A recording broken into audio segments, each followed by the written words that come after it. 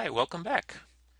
Now up to this point in this video series, we've had it kind of easy because anytime we wanted to run down a resource, we could simply turn to the bibliography and find out everything that we needed to know about that particular article, book chapter, to then take the next step of trying to find it.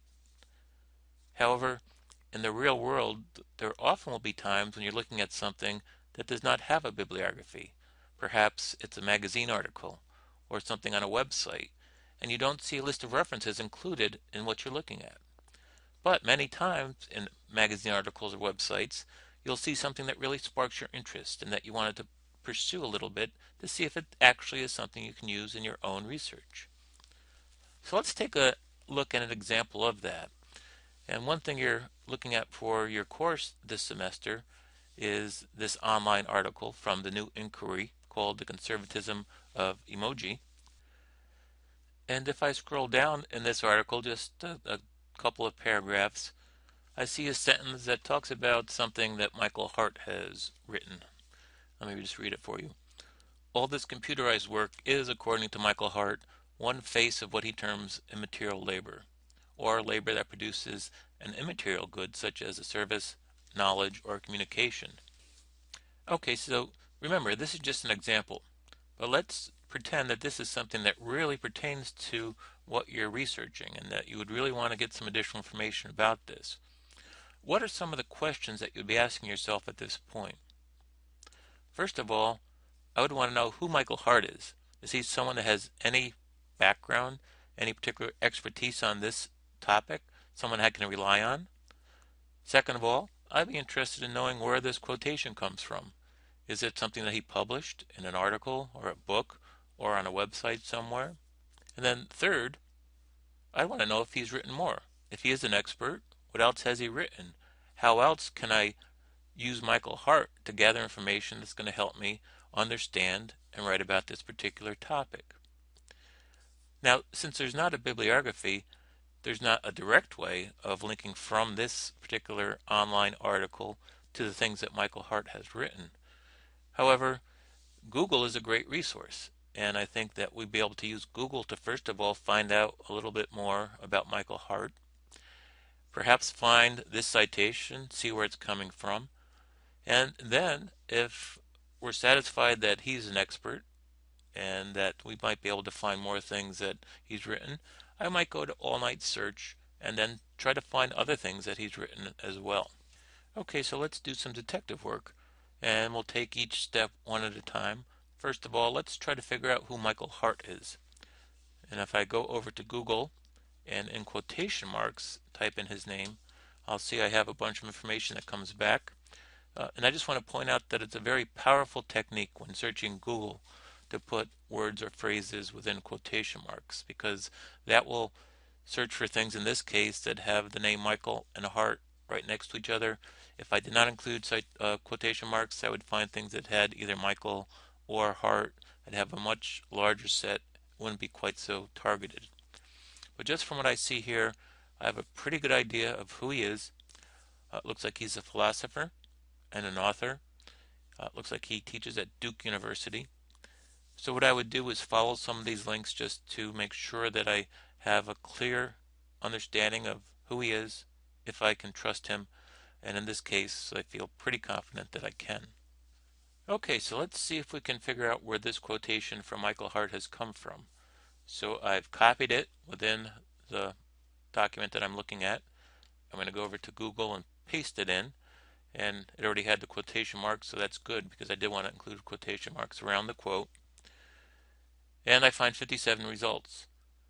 Notice number 3, that's the New Inquiry article that we just started from. But the one right beneath it is interesting to me. Whose empire, which multitude? Because it gives me that quote, but also within parentheses, it looks like a citation to something that Hart's written. So this is encouraging to me. I'm going to go ahead and try to open up this document. And once I have the document in my browser, what I can do is search within here for that quote. And it's pretty global that if you do a Control F, it opens up a find box within a browser, and I can paste in my quote again. What I discovered here is that I needed to pare down my quotation just a bit to look for a smaller phrase within that quotation. Sometimes you need to do that because the second document might have some of the spacing off, or it might have a misspelling. There might not be quotation marks around the quote within the document. So you have to be just a little bit flexible when you're doing that sort of search. And eventually I do find the quote that I'm looking for. And after it, within parentheses, Hart, 1999, page 94. So as we learned in some of the previous videos, this is tipping me off that there's a bibliography at the end of this document, and I should see an entry for Hart from 1999. And there it is. So in 99, Hart published something called Effective Labor in a journal Boundary 2. There's all the citation information. This is great. Also, what's even better is I have a link, a URL to the document itself. So I'm going to try to actually copy this.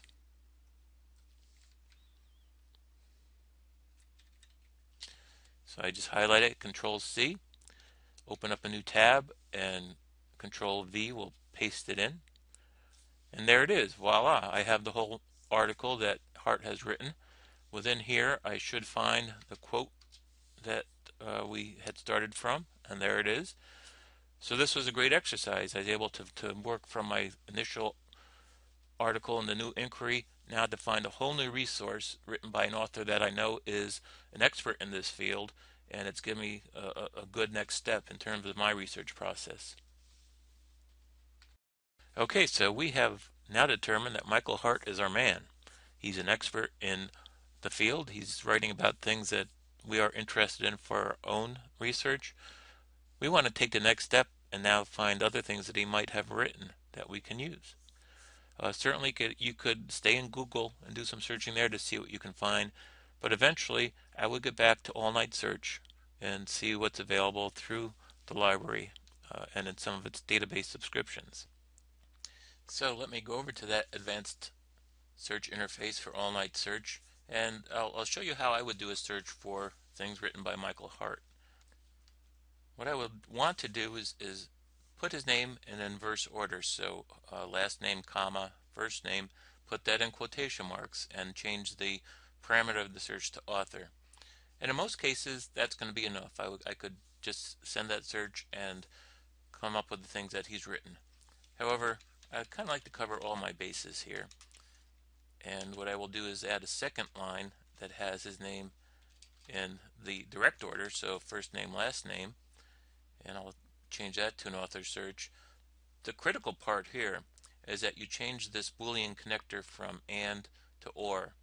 And when you do that, what's going to happen is the search is going to look for his name in either order. So you really have a pretty comprehensive search.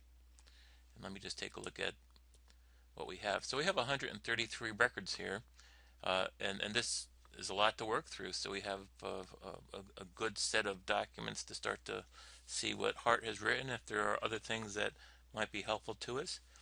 And just to take a quick look at what we have in this list is we have something from a reference source from the Encyclopedia of Literary and Cultural Theory. So I assume that Hart has an entry there.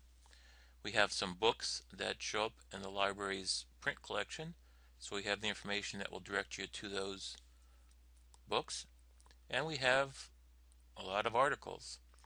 Notice over on the left-hand side of all-night search, you have ways to quickly limit this set of 133 records to what you may really be interested in. So if I just wanted the books from this set, I can just click here under source types for books. And I know I'll have 6 records come back. So here are the things that Michael Hart has written or has contributed to. It's very easy for me to go back. Maybe I just want the academic journals. There's 101 of those. So I can work through here and see the things that he's published in the journal literature. So it's very easy, very powerful, and once you've identified an author writing on your topic, or perhaps even there's some keywords that cover your topic, doing this type of search, an all-night search, will really help you find a world of information very quickly, very easily, and get you things that get you started in your research. A piece of cake, right?